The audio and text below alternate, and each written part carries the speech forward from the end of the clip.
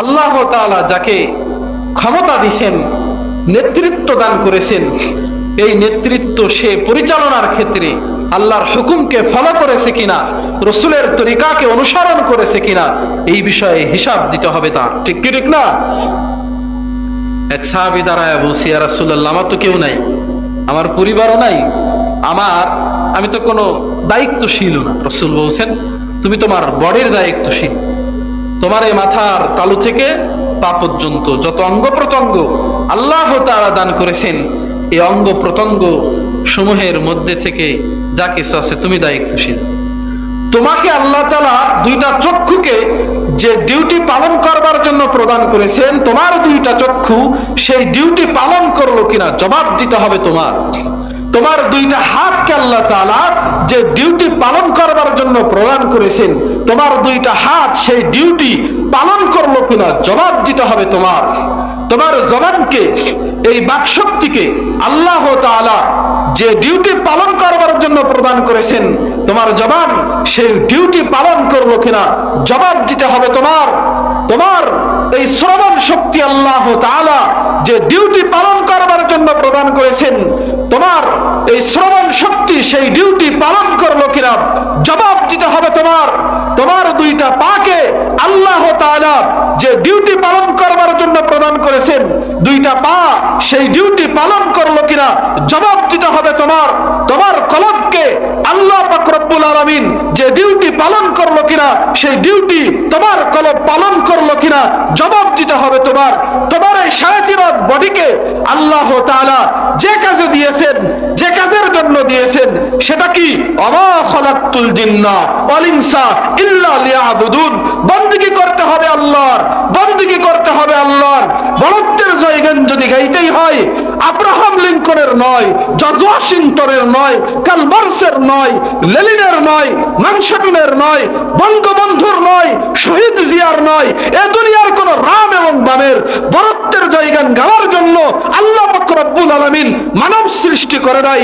এ দুনিয়াতে মানুষ এবং জিন জাতিকে একমাত্র, কেবলমাত্র, শুধুমাত্র আল্লাহ তাআলার বড়ত্বের জয়গান, আল্লাহ তাআলার বندگی, আল্লাহ তাআলার ইবাদত করবার জন্য পাঠিয়েছেন। ঠিক কিনা? জোরে আওয়াজ করে বলেন ঠিক কিনা? আলহামদুলিল্লাহ। ঘাটুরা কাজীবাড়ি মসজিদে ওমর ও গুলশানে ওমর হাফিজিয়া মাদ্রাসা এবং তাফসির কমিটির উদ্যোগে 34তম তাফসিরুল কোরআন মাহফিলের মুহতারাম সদর সভাপতি, সম্মুখপানে সমাবেত দিনপ্রিয়, ইসলাম প্রিয়, দিনদার, ইমানদার মুমিন মুসলমান ভাইয়েরা, বড় বাবারা, যুবক ভাইয়েরা, পর্দার আড়ালের মা ও বোনেরা, আল্লাহ পাক রব্বুল আলামিনের শাহী দরবারে লাখো কোটি শুকরিয়া যে মহান আল্লাহ পাক রব্বুল আলামিন আমাদেরকে দয়া করে, মায়া করে, ভালোবেসে রহমতি বরকতি জান্নাতের টুকরা বাগানে উম্মতের উলামায়ে কেরামের মাজলিসে, গুনাহ মাফের মাজলিসে পবিত্র তাফসিরুল কোরআন মাহফিলে আল্লাহ তাআলা আমাদেরকে আসবার বসবার তৌফিক দান করেছেন।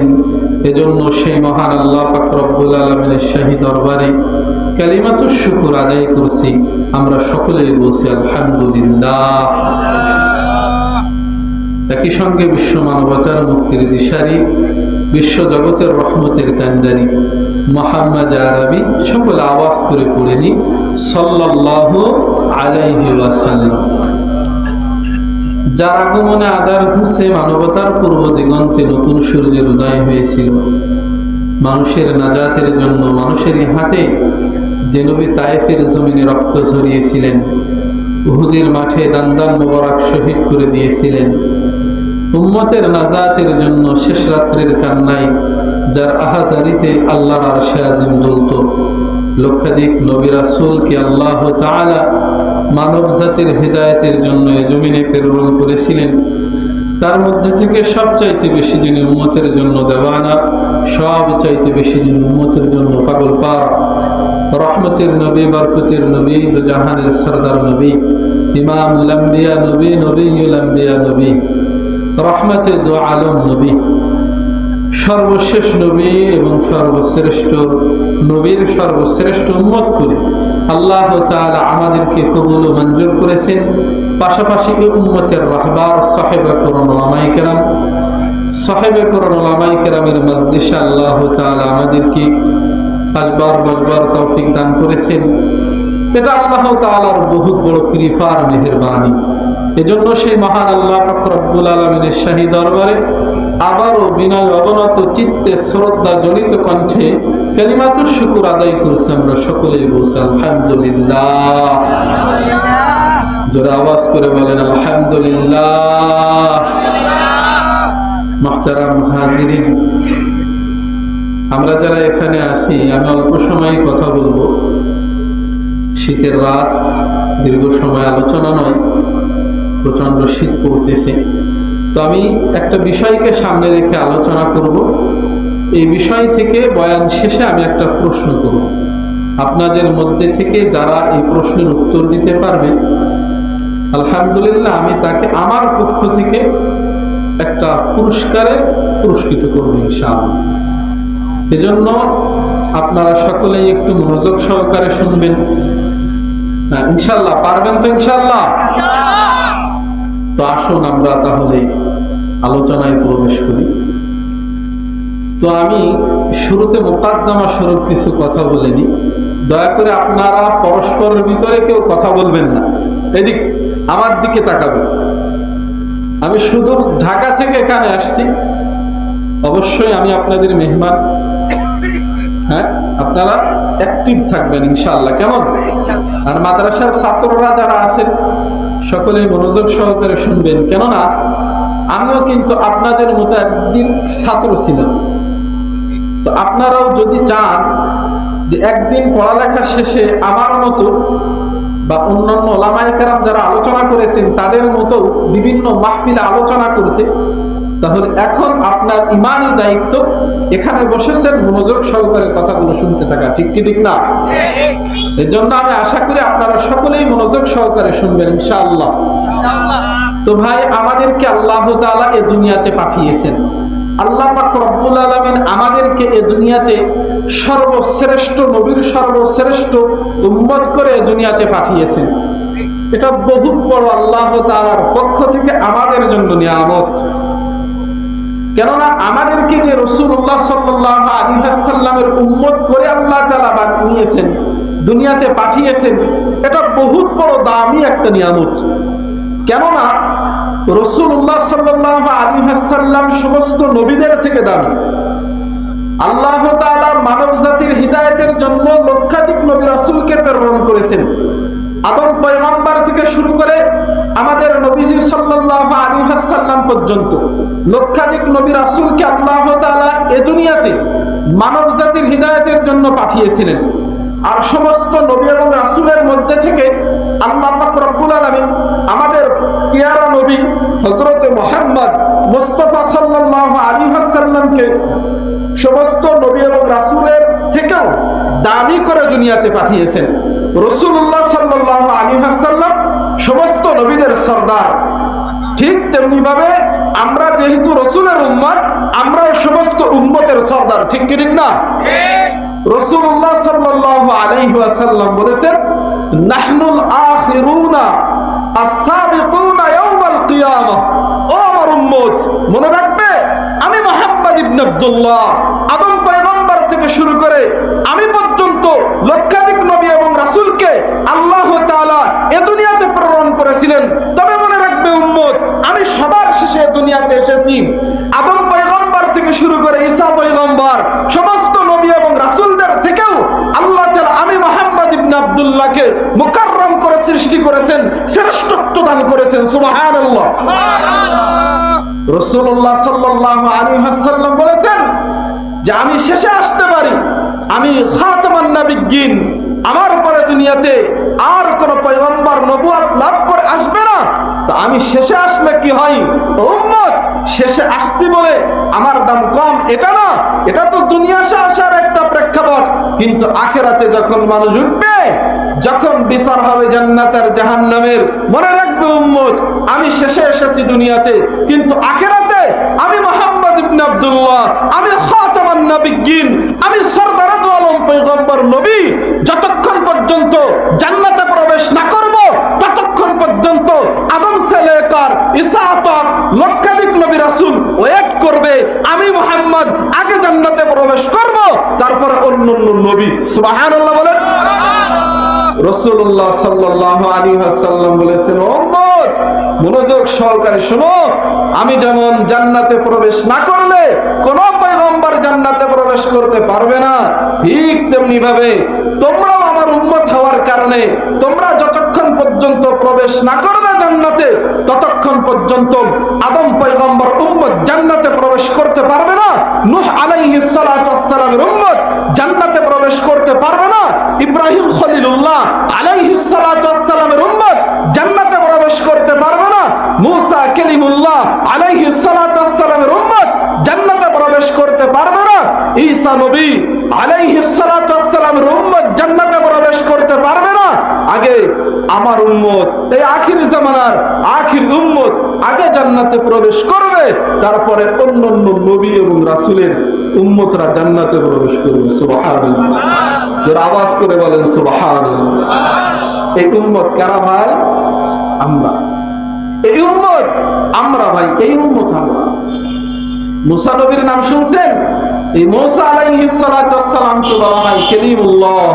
উনি তুর পাহাড়ে যে আল্লাহ তাআলার সঙ্গে কথা বলতেন, একদিন উনি আল্লাহ তাআলাকে বলছেন, ও আল্লাহ, আমাকে তো আপনি কালামুল্লাহ বানাইছেন, আমি তো তুর পাহাড়ে এসে আপনার সঙ্গে কথা বলি, কিন্তু আমার জানতে মন চাই আমি যখন দুনিয়া থেকে চলে যাব আমার পরে ভবিষ্যতে এমন কোন নবী অথবা রাসূলকে কি দুনিয়াতে প্রেরণ করবেন যারা আমার মতো তুর পাহাড়ে এসে কথা বলবে বা আপনার সঙ্গে কথা বলবে?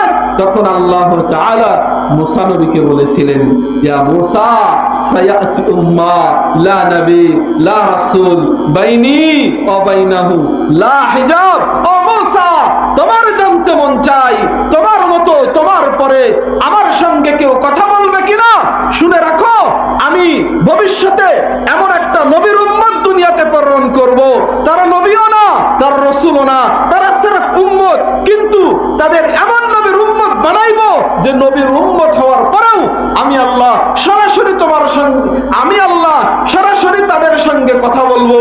ও মুসা, তোমার সঙ্গে তো কথা বলি, দরমিয়ানে ৭০,০০০ পর্দা থাকে, কিন্তু সেই উম্মতের সঙ্গে আমি আল্লাহ নিজে স্বয়ং ডাইরেক্ট কথা বলবো, দরমিয়ানে একটি পর্দাও বাকি থাকবে না। সুবহানাল্লাহ, জোরে আওয়াজ করে বলেন সুবহানাল্লাহ। সেই উম্মত আমরা ভাই, সেই উম্মত। আল্লাহ রাসূল সাল্লাল্লাহু আলাইহি ওয়াসাল্লাম বলেছেন, আমার কোন উম্মত তাহারাত অর্জন করেছে, বাড়ি থেকে তাহারাত অর্জন করে গুটি গুটি কদমে মসজিদে এসেছে, বা বাড়িতে বা কৃষক তার জমিতে সে শ্রম দিতেছে, কৃষি কাজ করতেছে, আজান হইছে, আজান শোনার পরে তাহারাত অর্জন করে ওই মাঠেই দাঁড়ায়া নামাজ পড়া শুরু করেছে, আল্লাহর কুদরতে কদমে সিজদা দিবে। আল্লাহর কুদরতে কদমে যখন আমার উম্মত সিজদা দেয়, সে ডাইরেক্ট আল্লাহর সঙ্গে কথা বলে, আল্লাহর মধ্যে আমার উম্মতের মধ্যে কোনো পর্দা বাকি থাকে না। জোরে আওয়াজ করে বলেন সুবহানাল্লাহ। এই উম্মত কারা ভাই? আমাদেরকে আল্লাহ তাআলা শ্রেষ্ঠত্ব দান করেছেন, আমাদেরকে আল্লাহ তাআলা দুনিয়াতেও মুকাররম করেছেন এবং আখিরাতেও আমাদেরকে আল্লাহ তাআলা সম্মান দান করবেন। আখিরাতে আমাদেরকে আল্লাহ তাআলা আমাদের মান বাড়িয়ে দিবেন, কেননা অন্যান্য নবীর উম্মতরা আমাদের আগে জান্নাতে প্রবেশ করতে পারবে না।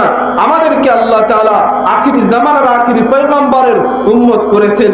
এটা মেহেরবানি। এটা কার মেহেরবানি? যারা আওয়াজ করে বলেন। এই নিয়ামত আমাদেরকে যিনি দিবেন তিনি কে? যারা আওয়াজ করে বলেন তিনি কে? সেই আল্লাহ তাআলার ইবাদত করতে আমরা রাজি আছি না নাই? সেই আল্লাহর কথা শুনতে আমরা রাজি আছি না নাই? যে রাসূলের উম্মত হওয়ার কারণে আমাদের দুনিয়াতেও সম্মান দিয়েছেন, আখিরাতেও সম্মান দিবেন। আমাদেরকে আল্লাহ তাআলা যদি আল্লাহর হুকুম মেনে রাসূলের ইত্তেবা করে দুনিয়ার হায়াতটা শেষ করতে পারি, কবর জগতে যাব, কবর জগতে যাওয়ার পরে আমাদের কবর জগৎটা জান্নাতের বাগিচা বানিয়ে দিবেন যিনি, তিনি কে? যারা আওয়াজ করে বলেন তিনি কে? মুহতারাম হাজিরিন, এজন্য আমাদের ঈমানি দায়িত্ব, আমাদের নৈতিক দায়িত্ব একমাত্র আল্লাহ তাআলার ইবাদত করতে থাকা এবং আল্লাহ তাআলার ইবাদত রাসূল আরবি সাল্লাল্লাহু আলাইহি ওয়াসাল্লামের তরিকায় পালন করতে থাকা। কথা বলেন ঠিক কি ঠিক না? এজন্য আমরা সকলেই আল্লাহর হুকুম এবং রাসূলের ইত্তেবা করতে রাজি আছি না নাই? আমি আপনাদের সামনে একটি হাদিসকে সামনে রেখে আলোচনা করব। হাদিসটার মধ্যে রাসূলুল্লাহ সাল্লাল্লাহু আলাইহি ওয়াসাল্লাম বলেছেন, ইদমানু লি সিত্তাম মিন আনফুসিকুম আদমান লাকুমুল জান্নাহ। ও আমার উম্মত, যদি তুমি 6টা কাজের দায়িত্ব নিতে পারো, আমি রাসূল তোমার জান্নাতের দায়িত্ব নিব। সুবহানাল্লাহ। বিষয়টা, কথাটা কতটা গুরুত্বপূর্ণ একটু খেয়াল করেন। রাসূল বলেছেন, উম্মত, জান্নাতে যেতে চাও, জাহান্নাম থেকে বাঁচতে চাও, তবে তোমার ঈমানি দায়িত্ব। আমি 6টা কাজের কথা বলতেছি, এই 6টা কাজের প্রতি যদি তুমি দায়িত্বশীল হতে পারো, তবে আমি তোমাকে জান্নাতের গ্যারান্টি দিতেছি। সুবহানাল্লাহ বলবেন না? রাসূলুল্লাহ সাল্লাল্লাহু আলাইহি ওয়াসাল্লাম বলেছেন 6টা কাজ করতে হবে। আসুন এক এক করে আলোচনা করি। রাসূল সাল্লাল্লাহু আলাইহি ওয়াসাল্লাম বলেছেন যে উসদুকু ইদা হাদাসতুম, যে তোমরা যখন কথা বলবে তখন সত্য বলবে। 6টা কাজের কথা রাসূলুল্লাহ সাল্লাল্লাহু আলাইহি ওয়াসাল্লাম বলেছেন। তার মধ্যে থেকে প্রথম নাম্বার 1, উসদুকু ইদা হাদাসতুম। রাসূল বলেছেন, ও আমার উম্মত, তোমরা যখন কথা বলবে তখন সত্য বলিও, মিথ্যা বলিও না। আদেশ দিয়েছেন রাসূল, আর রাসূল এটা আল্লাহ তাআলার পক্ষ থেকেই বলেছেন। কথা বলেন ঠিক কি না? রাসূলুল্লাহ সাল্লাল্লাহু আলাইহি ওয়াসাল্লাম নিজ থেকে কোনো কথা বলতেন?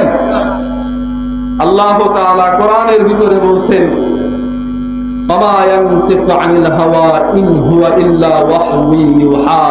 ও দুনিয়ার মানুষ, আমার উম্মত, শুনে রাখো, আমার আল্লাহ তাআলা বলেছেন যে ও দুনিয়ার মানুষ, শুনে রাখো, মুহাম্মদ ইবনে আব্দুল্লাহ যে কথা বলে এটা রাসূলের নিজের কোনো কথা না।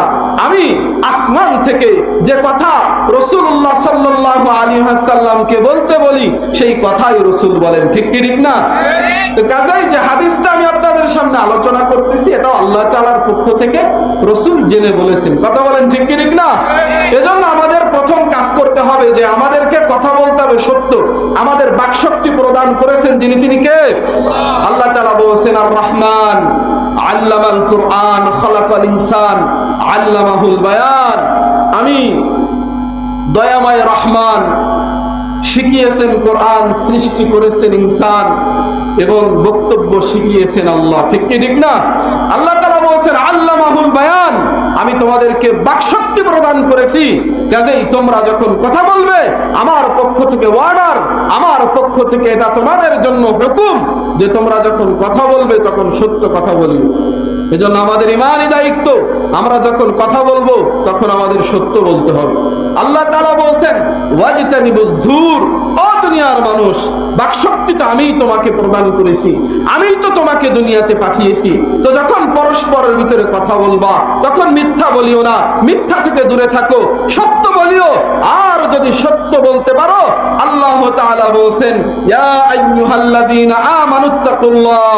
ও ঈমানদার, তোমরা যারা দুনিয়াতে বসবাস করতেছো, যারা নিজেদেরকে ঈমানদার বলে দাবি করো, যারা নিজেদেরকে ঈমানের বলে বলীয়মান হয়েছো বলে দাবি করে থাকো, আমি তোমাদেরকে বলতেছি ভয় করো আল্লাহ, আল্লাহকে ভয় করো। ফাকুলু কাওলান সাদীদা, এবং সর্বদাই সর্বসময় সবার সঙ্গেই সমস্ত প্রেক্ষাপটেই সত্য কথা বলতে হবে। এই আদেশ যিনি দিয়েছেন তিনি কে? জোরে আওয়াজ করে বলেন, তিনি কে? যদি আমরা মিথ্যা থেকে বেঁচে থেকে যদি সত্য বলতে পারি, আল্লাহ তাআলা বলেছেন ইসলিহ লাকুম আ'মালাকুম। ও বান্দা, যদি সত্য বলতে পারো তো তোমার দুনিয়ার আমলকে আমি সংশোধন করে দিব। ওয়া ইয়াগফির লাকুম যুনুবাকুম।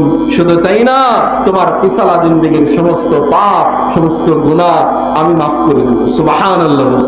আল্লাহ তাআলা বলেন যদি সত্য বলতে পারো তোমার আমলকে আমি সংশোধন করে দিব, আর তোমার পিছলা জিন্দেগীর সমস্ত গুনাহ আমি মাফ করে দিব। দিব। আর মনে রেখো ও দুনিয়ার মানুষেরা, ওয়ামাইয়ুতি আল্লাহ ওয়ার রাসূলা ওয়ামাইয়ুতি আল্লাহ ওয়া রাসূলাহু ফাকাদ ফাযা ফাওজান আযীমা। ও দুনিয়ার মানুষ, আসমান থেকে জিবরাইল ফেরেশতাকে নাজিল করে মুহাম্মদ সাল্লাল্লাহু আলাইহি ওয়াসাল্লামের উপরে আয়াত নাজিল করে দিলাম।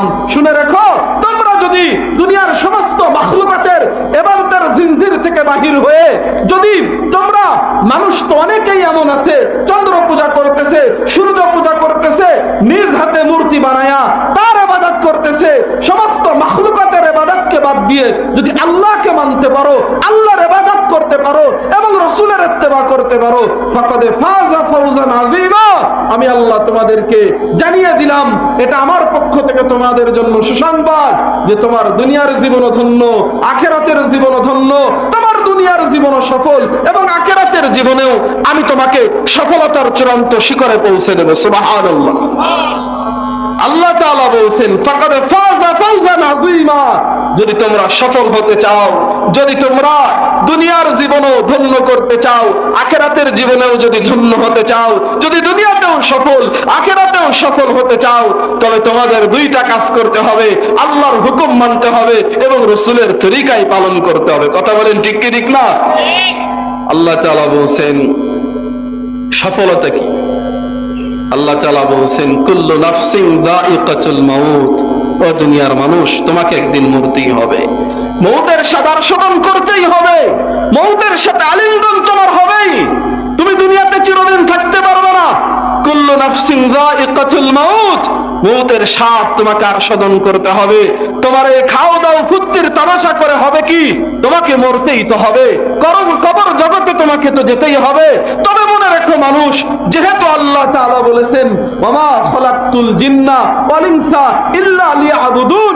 ও দুনিয়ার মানুষ, জিন এবং ইনসানকে একমাত্র, কেবলমাত্র, শুধুমাত্র আমি আল্লাহর ইবাদত করবার জন্য দুনিয়াতে পাঠিয়েছি।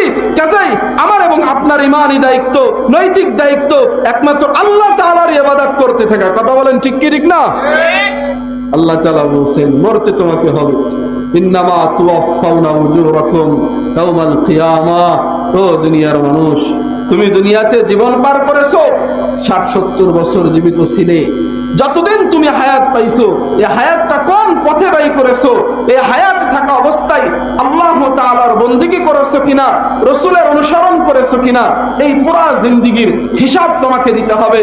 ওই দিন যদি তোমার ইন্নাল আবরারা লাফি নাঈম ওয়া ইন্নাল ফুজ্জারা লাফি জাহিম। আল্লাহ কোরআনে বলেন বান্দা, যদি তোমার জীবনকে যদি তুমি নেক আমলের দ্বারা সুসজ্জিত করতে পারো আর যদি গুনাহ থেকে বেঁচে থাকতে পারো, তো তোমাকে নিয়ামতে ভরপুর একটি জান্নাত উপহার দেওয়া হবে। সুবহানাল্লাহ বলে। ওয়া ইন্নাল ফুজ্জারা লাফি জাহিম। আর আল্লাহ তাআলা বলেন, আর যদি তুমি গুনাহ করো, যদি নেকির কাজ না করে যদি তুমি পাপ করতে থাকো, তোমার পাপ বেশি হওয়ার কারণে তুমি জান্নাতে যেতে পারবে না, তোমার ঠিকানা হবে জাহান্নাম। নাউযুবিল্লাহ বলেন। আল্লাহ বলেন ইন্নামা তুওয়াফাউনা উজুরাকুম ইয়াওমাল কিয়ামা। কিয়ামতের ময়দানে দুনিয়াতে যে আমল করেছো, এই আমলের তোমার প্রতিদান দেওয়া হবে। যদি তোমার নেক আমল বেশি হয় তুমি জান্নাতি হবা, আর যদি তোমার বদ আমল বেশি হয় তবে তোমার ঠিকানা হবে খোদার জাহান্নাম। পরে আল্লাহ তাআলা বলেন ওমান যুহজিহা আনিন নার ওয়া উদখিলাল জান্নাতা ফাকাদ ফাজ। ও দুনিয়ার মানুষ, যদি তোমাকে জাহান্নাম থেকে মুক্তি দেওয়া হয়, যদি জাহান্নাম থেকে মুক্তি দিয়ে তোমাকে জান্নাতের সিঁড়ি দিয়ে জান্নাতে প্রবেশ করানো হয়, ফাকাদ ফাজ, তখন তুমি বুঝবা, তখন তুমি বুঝতে পারবা তোমার দুনিয়ার জীবন সফল, আখিরাতের জীবন সফল। শুধু সফল না রে ভাই, সফলতার চূড়ান্ত শিখরে পৌঁছতে পারবে। সুবহানাল্লাহ বলেন, যারা আওয়াজ করে বলেন সুবহানাল্লাহ। এজন্য ভাই আমাদের সত্য কথা বলতে হবে। সত্য কথা বললে আমাদের আমলকে সংশোধন করে দিবেন যিনি, তিনি কে? সত্য কথা বললে আমাদের পিছারা জিন্দেগীর সমস্ত গুনাহ মাফ করে দিবেন যিনি, তিনি কে?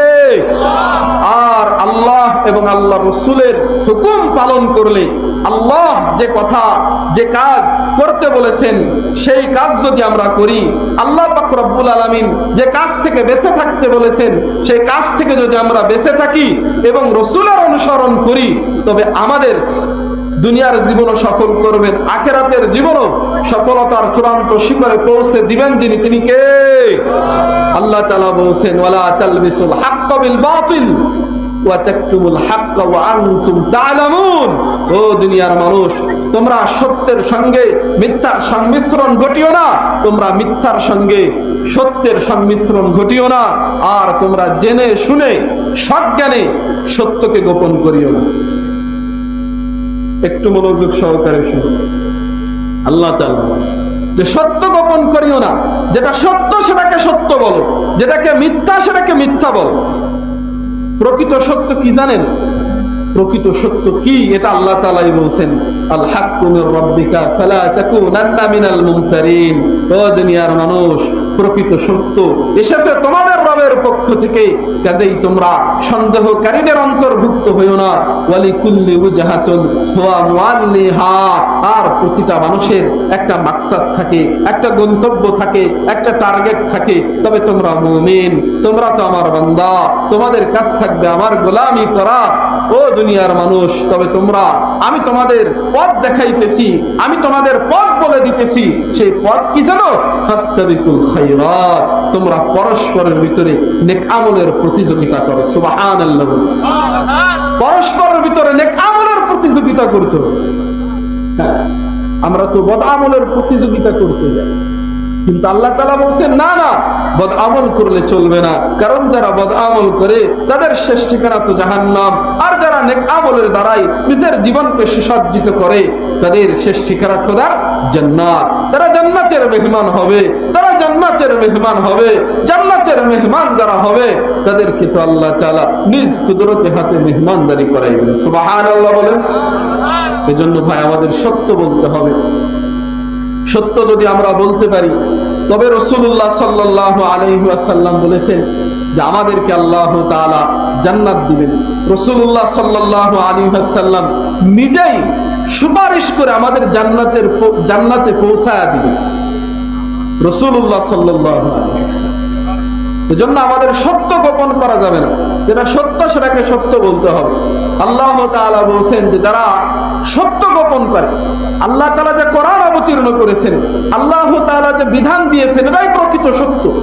এই কোরআনের ভিতরে, হাদিসের ভিতরে আল্লাহ তাআলা যা কিছু বলেছেন এগুলা সুস্পষ্টভাবে বর্ণনা আমাদেরকে করতে হবে।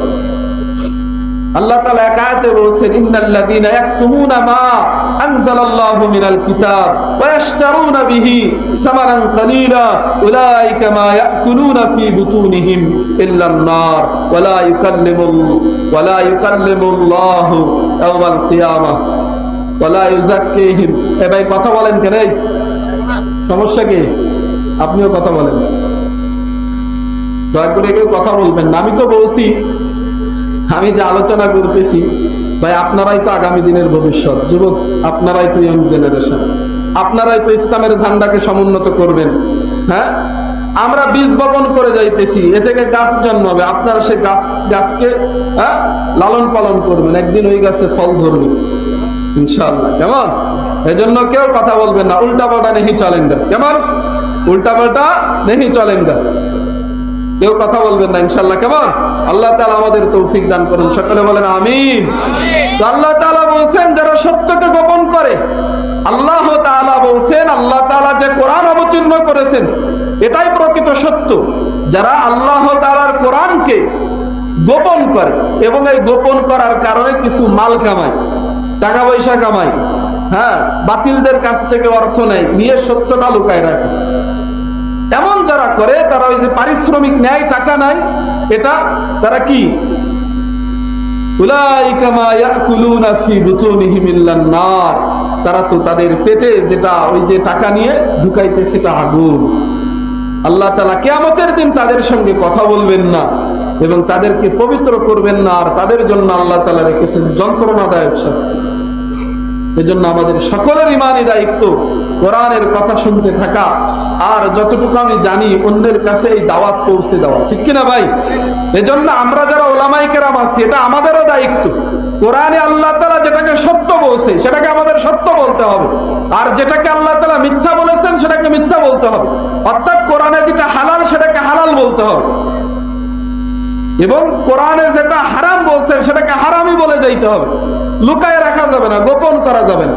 যদি গোপন আমরা করি আমাদেরকে কঠিন যন্ত্রণাদায়ক আযাব দিবেন যিনি, তিনি কে? এজন্য আমি আপনাদের সামনে যে কথা বলতেছিলাম যে আমাদের সত্যবাদী হতে হবে। আমরা যদি সত্যবাদী হতে পারি, এই যে 6টা গুণের কথা বলছি, রাসূল সাল্লাল্লাহু আলাইহি ওয়াসাল্লাম বলেছেন যে ইদমানু লি সিত্তাম মিন আনফুসিকুম আদমান লাকুমুল জান্নাহ। উম্মত 6টা কাজের দায়িত্ব নাও, আমি তোমার জান্নাতের দায়িত্ব নিলাম। সুবহানাল্লাহ বলেন। এই 6টা কাজের মধ্যে থেকে সর্বপ্রথম যে কাজটা সেটা হলো আমাদের সত্য বলতে হবে। আর দ্বিতীয় নাম্বার যেটা, সেটা রাসূলুল্লাহ সাল্লাল্লাহু আলাইহি ওয়াসাল্লাম বলেছেন ওয়াউফু ইদা ওয়াআদতুম, যখন তোমরা ওয়াদা করো পরস্পরের সঙ্গে তখন এই ওয়াদা তোমরা পূর্ণ করো, ওয়াদার খেলাফ করিও না। আল্লাহ তাআলা কোরআনের একাধিক আয়াতে ওয়াদা পূর্ণ করার কথা বলেছেন।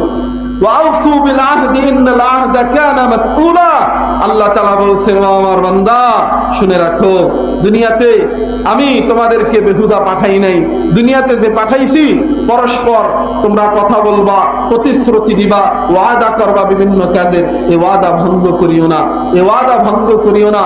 ওয়াদা তোমরা যখন করবে এই ওয়াদা তোমরা ঠিক রাখবে। আল্লাহ তাআলা বলেছেন, একায়তে আল্লাহ তাআলা বলেছেন ইয়া আইয়ুহাল্লাযীনা আমানু আউফু বিল উকুদ, তোমরা ওয়াদাকে পূর্ণ করিও। ঈমানদারগণ তোমরা ওয়াদা প্রতিশ্রুতি দিলে এটা পূর্ণ করতে হবে, আল্লাহ তাআলা বলেছেন। আর ওয়াদা যারা ভঙ্গ করে তাদের কঠিন আযাব দিবেন আল্লাহ তাআলা। এক হাদিসে রাসূল সাল্লাল্লাহু আলাইহি ওয়াসাল্লাম বলেছেন লিকুল্লি গাদিরিন লিওয়াউন ইয়াউমাল কিয়ামাহ, কিয়ামতের ময়দানে মানুষকে যখন আল্লাহ তাআলা উঠাইবে, যারা দুনিয়াতে ওয়াদা করার পরে ওয়াদা ভঙ্গ করে তাদের পাশে একটা পতাকা থাকবে যে অমুকের সন্তান অমুক, সে দুনিয়াতে সে ওয়াদা করে ওয়াদার খেলাফ করত, এই অমুকের সন্তান অমুক সে খায়েন, সে ওয়াদার খেলাফ করে। সে দুনিয়াতে ওয়াদা করেছিল কিন্তু সে ওয়াদার খেলাফ করেছিল, এরকম পতাকা থাকবে তার। রাসূল বলেছেন যে ইউরফাউ লাহু বিকদরি গাদরিহি, আর সে দুনিয়াতে যে পরিমাণ ওয়াদা খেলাফ করেছে সেই পরিমাণ তার পতাকা লম্বা হবে, উঁচু হবে। এজন্য আমাদের সতর্ক থাকতে হবে। আল্লাহ তাআলা রাসূলের মাধ্যমে জানিয়েছেন আলা ওয়ালা গাদিরা আযামু গাদরাম মিন আমিরি আম্মা, যারা দুনিয়াতে যারা শাসক হয়, যারা ক্ষমতা যারা চালায়, তারা যদি ওয়াদা ভঙ্গ করে তবে তাদের মতো খায়েন ওয়াদা ভঙ্গকারী দুনিয়াতে বড় বড় দুনিয়াতে আর কেউ। কারণ আমি যদি ওয়াদা করি দুই একজনের সঙ্গে, আর যারা নির্বাচনে জয়ী হয়ে সরকার প্রধান হয়, এখানে রাসূল সাল্লাল্লাহু আলাইহি ওয়াসাল্লামের কথাই বলছেন, যারা আমির সরকার প্রধান, রাষ্ট্রপ্রধান, খলিফা, এমন ব্যক্তিরা যদি ওয়াদা করে নির্বাচনে ইশতেহার ঘোষণা করে যে আমি নির্বাচনে পাশ করলে এটা করব সেটা করব, কিন্তু ক্ষমতার চেয়ারে বসার পরে যদি এই ওয়াদা ঠিক না রাখে তাহলে সেই সবথেকে বড় খায়েন, সেই সবথেকে বড় ওয়াদা খেলাফ করে, বলেছেন রাসূলুল্লাহ সাল্লাল্লাহু আলাইহি ওয়াসাল্লাম। এজন্য আমাদের এই ওয়াদার বিষয়ে খুবই সতর্ক থাকতে হবে। এক হাদিসে রাসূল সাল্লাল্লাহু আলাইহি ওয়াসাল্লাম তো বলেছেন যে লা দীনা লিমান আহদা, যে ব্যক্তি দুনিয়াতে ওয়াদা করে ওয়াদা ঠিক রাখে না, ওয়াদা খেলাফ করে ভঙ্গ করে, তার তো দ্বীনই নেই, তার ইসলাম ধর্মটাই ঠিক নাই, তার কাছে এটা ঠিক রাখে না। এজন্য ওয়াদা আমাদেরকে ঠিক রাখতে হবে। রাসূল বলেছেন যে যদি তুমি সত্য বলতে পারো আর যদি তুমি ওয়াদা করে ওয়াদা ঠিক রাখতে পারো, তবে আমি তোমাকে বলতেছি, আমি তোমাকে গ্যারান্টি দিতেছি, আমি নিজে তোমাকে হাউজে কাউসারের পানি পান করায়া রব্বে কারিমের কাছে সুপারিশ করে আমি তোমাকে জান্নাতের মেহমান বানিয়ে তোমার দুনিয়ার জীবনও ধন্য করে দিব, আখিরাতের জীবনও ধন্য করব, এবং আমি তোমার দুনিয়ার জীবনও সফল, আখিরাতের জীবনও সফল করে দিব। সুবহানাল্লাহ বলেন। এজন্য আমাদের সকলের ঈমানি দায়িত্ব যে ওয়াদা আমাদের ঠিক রাখতে হবে। পারবো তো ইনশাআল্লাহ? আর তৃতীয় নাম্বার যে দায়িত্বটা আমাদেরকে রাসূল সাল্লাল্লাহু আলাইহি ওয়াসাল্লাম দিয়েছেন, ওয়া'আদ্দুল আমানাতা ইযা তুমিনতুম, যখন তোমরা দুনিয়াতে তোমাদের কাছে আমানত রাখা হয়, এই আমানতের আমাদের আমানতের হেফাজত করতে হবে। আমানতের খেয়ানত করা যাবে না।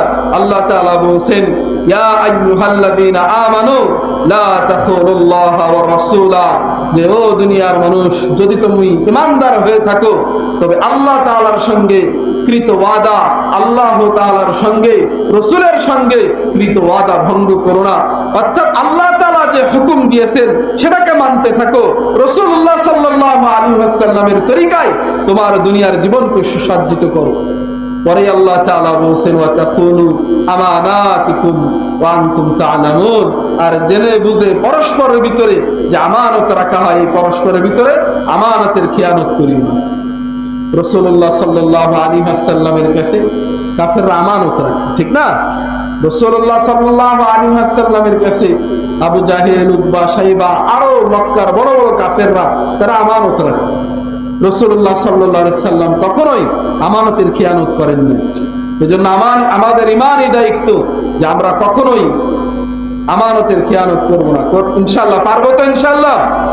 রাসূলুল্লাহ সাল্লাল্লাহু আলাইহি ওয়াসাল্লাম তো বলেছেন, লা ঈমান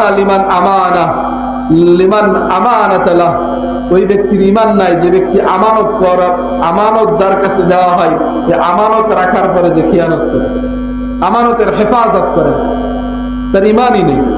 কত বড় কথা দেখছেন? আমানত এটা শুধু অর্থ সম্পদ না, যে আপনার কাছে অর্থ সম্পদ আমানত দেওয়া হয়েছে। এই আমানতের মধ্যে বিশ্বাস, দায়িত্ব, গোপনীয়তা। এই যে আমি আজকে যে চেয়ারে বসছি, এটা আমার কাছে আমানত। এখানে আমাকে আল্লাহ তাআলা যতটুকু ইলম দান করেছেন, আল্লাহ তাআলা আমাকে যতটুকু জ্ঞান দান করেছেন, আমার সাধ্যমতো আপনাদেরকে দেওয়ার চেষ্টা করি। এটা আমার কাছে আমানত। যারা মসজিদের ইমামতি করে, এই মসজিদের ইমামতের এই যে সম্মান, এটা তার কাছে আমানত।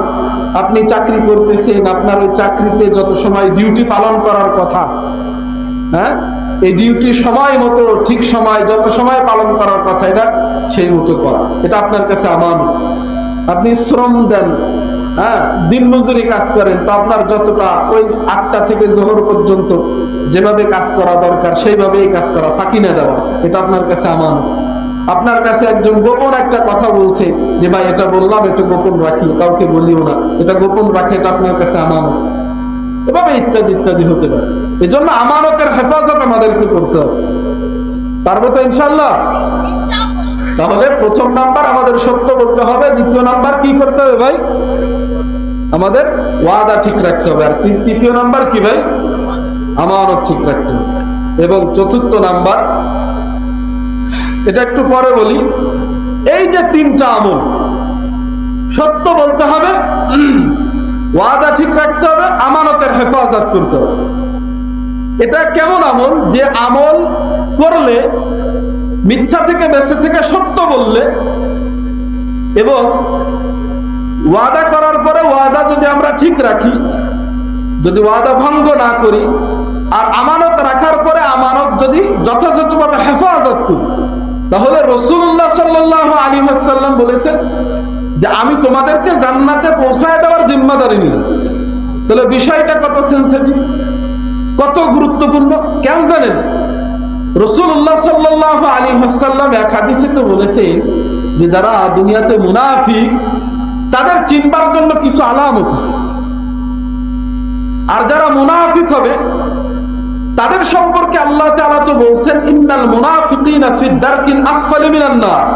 ও দুনিয়ার মানুষ, শুনে রাখো, যারা মুনাফিক হবে দুনিয়াতে, তাদের দুনিয়ার কোন আমল আল্লাহ তাআলা গ্রহণ করবে না, আর আখিরাতে তাদেরকে সব থেকে ভয়ঙ্কর আযাব দিবেন। নাউজুবিল্লাহ বলেন। তো এই মুনাফিক চেনবার জন্য আলামত বলছেন রাসূলুল্লাহ সাল্লাল্লাহু আলাইহি ওয়াসাল্লাম, যে ইযা হাদাসা কাযাবা। আমার উম্মত, তুমি মুনাফিক কি না এটা যদি তুমি যাচাই করতে চাও, তবে তুমি দেখবা তুমি যখন কথা বলো তখন সত্য বলো না মিথ্যা বলো। কারণ মুনাফিকরা যখন কথা বলে তারা সত্য বলে না, তারা মিথ্যা বলে। তুমি মুনাফিক না মুমিন এটা যদি তুমি যাচাই করতে চাও, তখন তোমাকে দেখতে হবে ওয়াইদা ওয়াদ আখলাফা, যখন কোন মুনাফিক ওয়াদা করে, সে ওয়াদা ঠিক রাখে না, সে ওয়াদা ভঙ্গ করে। তুমি মুনাফিক না ইমানদার এটা যদি তুমি যাচাই করতে চাও, তবে তুমি দেখবা ওয়াইদা তুমি না খানা, মুনাফিকরা তাদের কাছে যখন আমানত রাখা হয় তখন তারা ওই আমানতের হেফাজত করে। তখন তুমি বুঝবা যে ব্যক্তি সত্য না বলে মিথ্যা বলে, যে ব্যক্তি ওয়াদা করার পরে ওয়াদা ঠিক না রেখে ভঙ্গ করে, যে ব্যক্তির কাছে আমানত রাখা হলে আমানতের হেফাজত না করে খেয়ানত করে, সেই ব্যক্তি মুনাফিক। আর এই মুনাফিক যারা হবে, ইন্নাল মুনাফিকিনা ফিদ দারকিল আসফালি মিনান নার। আমার উম্মত, যদি তুমি মুনাফিক হও, যদি সত্য না বলে মিথ্যা বলো, যদি ওয়াদা ঠিক না রেখে ভঙ্গ করো, যদি আমানতের হেফাজত না করে যদি তুমি আমানত হেফাজত না করো, তবে তুমি বুঝবা তুমি মুনাফিক। তোমার দুনিয়ার জীবনও ব্যর্থ, আখিরাতের জীবনও ব্যর্থ। ঠিক কি ঠিক না? এজন্য বিষয়টা আমাদের গুরুত্ব দিতে হবে। কেননা আমি যদি সত্য থেকে দূরে থাকি তখন আমাকে মুনাফিক হতে হবে। আমি যদি ওয়াদা ঠিক না রাখি তাও বুঝতে হবে আমি মুনাফিক। যদি আমি আমার কাছে আমানত রাখা হয়েছে, আমি আমানতের হেফাজত না করি, তাহলে বুঝতে হবে আমি মুনাফিক। আর মুনাফিক হইলে দুনিয়াও বরবাদ, আখিরাতও বরবাদ। ঠিক কি ঠিক না? এই জন্য তো রাসূল বলেছেন, ও উম্মত, যদি জান্নাতে যেতে চাও, যদি জাহান্নাম থেকে বাঁচতে চাও, সত্য বলো, আমানতদারিতা ঠিক রাখো, ওয়াদা করলে প্রতিশ্রুতি রক্ষা করো। ঠিক কি ঠিক না? আর যারা মুনাফিক হয়, আর মুনাফিক সম্পর্কে তো আরো বলছে, وَإِذَا قِيلَ لَهُمْ تَعَالَوْا إِلَى مَا أَنزَلَ اللَّهُ وَإِلَى الرَّسُولِ رَأَيْتَ الْمُنَافِقِينَ يَصُدُّونَ عَنكَ صُدُودًا। আল্লাহ তাআলা বলেন, ও দুনিয়ার মানুষ, মুনাফিক কারা এটা চিনবার জন্য দেখবা, যখন তাদেরকে বলা হয় যে আসো আল্লাহর কোরআনকে মানো, আসো রাসূলের আদর্শকে নিজের আদর্শ বানাও, রাসূলের কোরআন, রাসূলের আদর্শ এবং আল্লাহর কোরআনকে দুনিয়াতে বিজয়ী আদর্শ হিসাবে প্রতিষ্ঠিত করবার জন্য শ্রম দাও, জানমাল কুরবান করো, তখন দেখবা তারা ছলে বলে কৌশলে আল্লাহ এবং আল্লাহ রাসূলের পথ থেকে পিছে ফিরে যায়। নাউজুবিল্লাহ বলে। আমাদের সমাজে কিছু মানুষ এমন আছে, যখন তাদেরকে আল্লাহর হুকুম পালন করবার কথা বলা হয়, যখন তাদেরকে রাসূলুল্লাহ সাল্লাল্লাহু আলাইহি ওয়াসাল্লামের আদর্শে আদর্শিত হতে বলা হয়, তখন ছলে বলে কৌশলে তারা ভিন্ন দিকে চলে যায়। আছে না নাই? যারা আওয়াজ করে বলেন আছে না নাই? বুঝতে হবে তারা মুনাফিক। আল্লাহ তাআলা বলেছেন, মিনান নাস মা ইয়াকুলু আমান্না বিল্লাহি ওয়া বিল ইয়াউমিল আখির ওয়া মা হুম বিমুমিনিন। ও দুনিয়ার মানুষ, দুনিয়াতে এমন কিছু মানুষ আছে যে তারা মুখে বলে যে আমি আল্লাহ তাআলার প্রতি ঈমান এনেছি, আমি আখিরাতের প্রতি ঈমান এনেছি, বস্তুত তারা মুমিন নয়। ওয়া মা হুম বিমুমিনিন, যে মুখে দাবি করলেই ঈমানদার হওয়া যায় না, মুখে দাবি করলেই মুসলমান হওয়া যায় না। বলেছেন যিনি, তিনি কে? যারা মুনাফিক তারা নিজেদেরকে মুসলমান বলেই দাবি করে। হ্যাঁ, আল্লাহ বলেছেন মুখে দাবি করলেই মুসলমান হওয়া যায় না। মুসলমান হওয়ার জন্য বিশেষ কিছু গুণে গুণান্বিত হতে হয়, আবার কিছু বিষয় এমন আছে তা থেকে নিজেকে পুত পবিত্র রাখতে হয়। কথা বলেন ঠিক কি ঠিক না? মুহতারাম হাজিরিন, এজন্য আমরা সকলেই আল্লাহ তাআলার কাছে দোয়া করব এবং মুনাফিকদের যে আলামত আছে তা থেকে বেঁচে থাকব। কেন জানেন? যদি আমি মুনাফিক হয়ে মৃত্যুবরণ করি, তবে আল্লাহ তাআলা আমাদেরকে কখনোই ক্ষমা করবেন না। আপনারা আব্দুল্লাহ ইবনে উবাই ইবনে সুলুলের নাম শুনছেন। এই আব্দুল্লাহ ইবনে উবাই ইবনে সুলুল, সে রাসূলের পিছনে নামাজ পড়তো।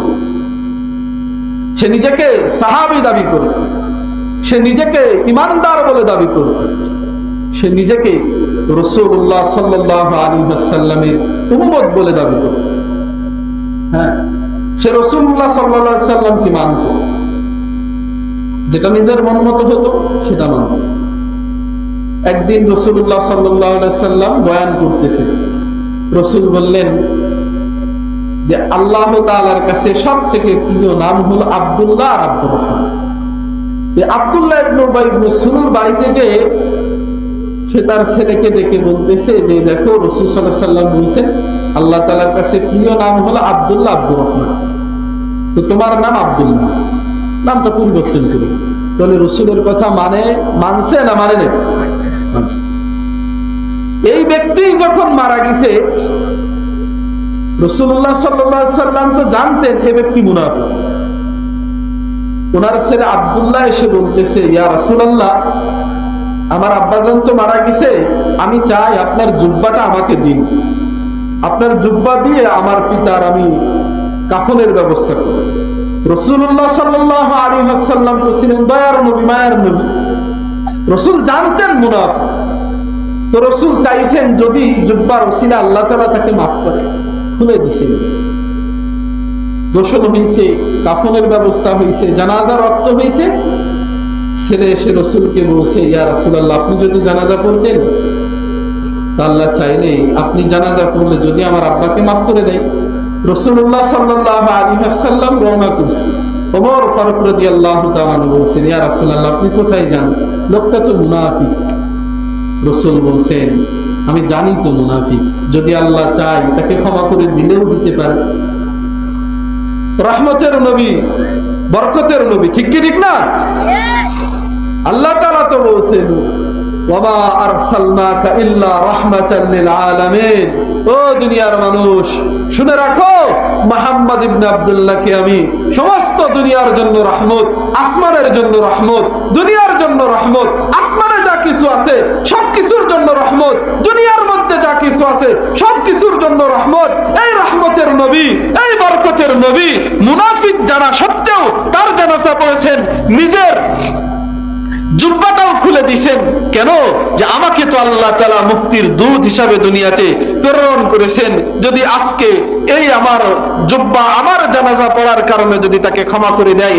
এই দয়ার নবী এবং মায়ার নবী, অনেক সময় দেখা যায় কিছু কুলাঙ্গার নাস্তিক মুরতাদরা এই রাসূলুল্লাহ সাল্লাল্লাহু আলাইহি ওয়াসাল্লামকে, এই রাসূলের আদর্শ শোনার পরেও, জানার পরেও রাসূলকে সন্ত্রাসী, জঙ্গি বলে গালি দেয়। রাসূলুল্লাহ সাল্লাল্লাহু আলাইহি ওয়াসাল্লামের ইজ্জতকে ভুলুণ্ঠিত করবার চেষ্টা করে। বুঝতে হবে যে সমস্ত মানুষেরা ওমা আরসালনাকা ইল্লা রাহমাতাল লিল আলামিন, এই রাসূলের এই রহমত এবং বরকতের নবী হওয়া সত্ত্বেও যারা রাসূলকে যারা সন্ত্রাসী বলে গালি দেয়, জঙ্গি বলে গালি দেয়, রাসূলের শান মানে আঘাত করে কথা বলে, বুঝতে হবে তারা পিতৃ পরিচয়হীন অবৈধ জারজ সন্তান। কথা বলেন ঠিক কিনা? জোরে আওয়াজ করে বলেন ঠিক কিনা? মুহতারাম হাজিরিন, ওয়ালিদ ইবনে মুগীরা সূরা কলমের ভিতরে তার আলোচনা আসছে। আল্লাহ তাআলা বলেন, উতুল্লিম বা'দা যালিকা জানিম, তাফসীর রূহুল মানি। ওয়ালাদুজ জিনা, জানিম মানে ওয়ালাদুজ জিনা। এই ওয়ালিদ ইবনে মুগীরা রাসূল সাল্লাল্লাহু আলাইহি ওয়াসাল্লামকে গালি দিত। রাসূলুল্লাহ সাল্লাল্লাহু আলাইহি ওয়াসাল্লামের শান মানে আঘাত করে কথা বলতো।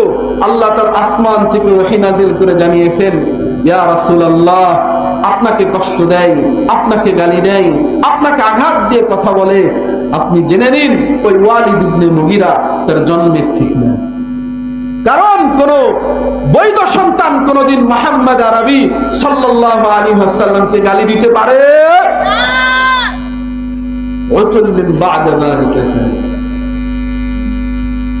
এজন্য আমাদেরকে বুঝতে হবে যারা মুনাফিক, এই মুনাফিক, এই যে আব্দুল্লাহ ইবনে উবাই ইবনে সুলুল, তার জানাজা রাসূল সাল্লাল্লাহু আলাইহি ওয়াসাল্লাম পড়তে গেছেন, জানাজা পড়ছেন। পড়ার পরে আল্লাহ তাআলা আসমান থেকে ওহী নাযিল করলেন, ইস্তাগফির লাহুম আও লা তাস্তাগফির লাহুম ইন তাস্তাগফির লাহুম ৭০ মাররাতান ফালা ইয়াগফিরুল্লাহু লাক ইয়া রাসূলুল্লাহ। এই আব্দুল্লাহ ইবনে উবাই ইবনে সুলুল এবং তার মতো এখানে আল্লাহ তাআলা বহু বচন ব্যবহার করেছেন, ইস্তাগফির লাহুম। শুধু আব্দুল্লাহ ইবনে উবাই ইবনে সুলুল উনি যে একা তা না, কিয়ামত পর্যন্ত আনেওয়ালা উম্মতের মধ্যে থেকে যারা ওই আব্দুল্লাহ ইবনে উবাই ইবনে সুলুল যেমন মুনাফিক ছিল, অনুরূপ মুনাফিক তাদের জানাজা আপনি পড়ুন আর নাই পড়ুন, উভয়টা সমান। ইন তাস্তাগফির লাহুম ৭০ মাররাতান, যদি আপনি ৭০ বার জানাজা পড়েন, ৭০ বার জানাজা পড়েন, ফালা ইয়াগফিরুল্লাহ, আল্লাহ তাআলা তাদেরকে ফালাই ইয়াগফিরুল্লাহু লাহুম, আল্লাহ তাআলা তাদেরকে কোনদিন ক্ষমা করবে। চিন্তা করে দেখেন, রাসূলুল্লাহ সাল্লাল্লাহু আলাইহি ওয়াসাল্লাম, রাসূলুল্লাহ সাল্লাল্লাহু আলাইহি ওয়াসাল্লামের এমন বিষয় আছে মুখে উচ্চারণ করে নাই, দিলে তামান্না করেছে, সঙ্গে সঙ্গে আল্লাহ তাআলা আসমান থেকে সেটা ফয়সালা করে দিয়েছে। এমন অনেক বিষয় আছে, কিন্তু এখানে আল্লাহ তাআলা কাকে বলতেছেন? রাসূলুল্লাহকে বলতেছেন, সর্বশ্রেষ্ঠ পয়গম্বর, ওনাকে আল্লাহ তাআলা বলতেছেন, ও আমার রাসূল, আপনি এই আব্দুল্লাহ ইবনে উবাই ইবনে সুলুলের জন্য এবং তার অনুসারীদের জন্য জানাজা পড়েন, মাপ চান আর নাই চান উভয়টা সমান, আমি কোনোদিন তাকে ক্ষমা করব না। চিন্তা করে দেখছেন? আর এখনই যদি আমরা মুনাফিক হই, আমরা যদি সত্য না বলে মিথ্যা বলি, আমরা যদি ওয়াদার ঠিক না রাখি, আমরা যদি আমানতের হেফাজত না করি, তবে আমরা মুনাফিক। হ্যাঁ, এই মুনাফিক হয়ে যদি আমরা গোটা পৃথিবীর সব থেকে বড় আলেমকে যদি আমরা ডেকে নিয়ে এসে জানাজা পড়ি, আল্লাহ মাফ করবেন? রাসূল জানাজা পড়লে মাফ করবেন না, এটা আসমানি বাণী, আল্লাহ বলে দিয়েছেন। আল্লাহ তাআলা ক্ষমা করবেন বলেন? শুধু তাই না,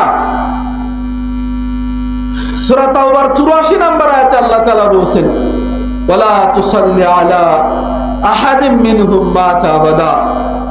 আগে তো রাসূল সাল্লাল্লাহু আলাইহি ওয়াসাল্লাম জানাজা পড়ছিলেন এবং ভবিষ্যতের জন্য আল্লাহ তাআলা রাসূল সাল্লাল্লাহু আলাইহি ওয়াসাল্লামের উপর ওহী নাযিল করে জানাইতেছেন, ইয়া রাসূলুল্লাহ, আব্দুল্লাহ ইবনে উবাই ইবনে সুলুলের জন্য তো আপনি জানাজা পড়ছেন, কিন্তু ভবিষ্যতে কোনো মুনাফিক মারা গেলে তাদের জানাজা আপনি কোনোদিনও পড়বেন না, কখনোই পড়বেন না।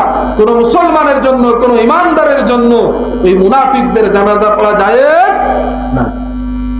শুধু তাই না, ওয়ালা তাকুম আলা কবরিহি, শুধু জানাজা পড়বেন না এটা শুধু না, এমন কি জানাজা তো পড়েন নাই তাই বলে দাফন করা হয়েছে, কবরের পাশে যে তার রূহের মাগফিরাতের জন্য দোয়া করবেন, না না, এটাও আপনার জন্য জায়েজ নেই। চিন্তা করে দেখেন, রাসূলকে আল্লাহ তাআলা বলতেছেন আপনি মুনাফিকদের জানাজা পড়বেন না, তাদের কবরের পাশে যে দাঁড়িয়ে তাদের রূহের মাগফিরাতের জন্য দোয়া করবেন না, এটা আমাদের জন্য। তাহলে মুনাফিক হওয়াটা, মুনাফিকের যে আলামতগুলো আছে, নিশানাগুলো আছে, এগুলা কত বড় ভয়ঙ্কর পাপ, কত বড় ধ্বংসাত্মক পাপ, যে পাপ করলে জান্নাত থেকে চিরদিনের জন্য বঞ্চিত হতে হয় আর চিরদিনের জন্য জাহান্নামে যেতে হয়। বিষয়টা বুঝতে হবে। এজন্য আমরা সকলেই এই তিনটা জিনিস আমরা মেনে চলবো তো ইনশাআল্লাহ। কোন এবং প্রতিজ্ঞা করা যায়, আজ থেকে যতদিন বেঁচে থাকবো সদা সর্বদা সত্য বলবো, মিথ্যা বলবো না। যতদিন বেঁচে থাকবো ওয়াদা করলে ওয়াদা ঠিক রাখবো, ওয়াদা ভঙ্গ করব না। আর যতদিন বেঁচে থাকবো আমরা কোন এবং প্রতিজ্ঞা করি, কেউ আমার কাছে আমানত রাখলে এই আমানতের হেফাজত আমি করব, আমানতের খেয়ানত করব না। ইনশাআল্লাহ পারবো তো ইনশাআল্লাহ। আর চতুর্থ নাম্বার যে দায়িত্বটা রাসূলুল্লাহ সাল্লাল্লাহু আলাইহি ওয়াসাল্লাম আমাদেরকে নিতে বলেছেন, ওয়াহফাজু ফুরুজাকুম, ও উম্মত, তোমাকে আল্লাহ তাআলা যৌবন শক্তি প্রদান করেছে, তুমি তো যৌবনের শক্তি তোমার আছে, তোমার এই যৌবনকে হেফাজত করতে হবে, লজ্জাস্থানকে হেফাজত করতে হবে। এটা চতুর্থ নাম্বার আমল, আমাদের দায়িত্ব রাসূল দিয়েছেন। 6টা দায়িত্বের মধ্যে থেকে এটা চতুর্থ নাম্বার, যে আমাদের লজ্জাস্থানকে হেফাজত করতে হবে। সূরাতুল মুমিনিনের শুরুতে আল্লাহ তাআলা বলেন, কদ আফলাহাল মুমিনুন, ও দুনিয়ার মানুষ, ওই সমস্ত মানুষ যারা নিজেদেরকে ঈমানদার বলে দাবি করো, শুনে রাখো, তোমরা যারা ঈমানদার তোমরা সফলতার চূড়ান্ত শিখরে পৌঁছতে পারবা। তোমার দুনিয়ার জীবনও সফল, আখিরাতের জীবনও সফল। এই মুমিনের কয়েকটা বৈশিষ্ট্য সূরা মুমিনিনের ভিতরে আল্লাহ তাআলা আলোচনা করেছেন। তার মধ্যে থেকে একটি উল্লেখযোগ্য একটি গুণ, উল্লেখযোগ্য বৈশিষ্ট্য হলো ওয়াল্লাযীনা হুম লিফুরুজিহিম হাফিজুন।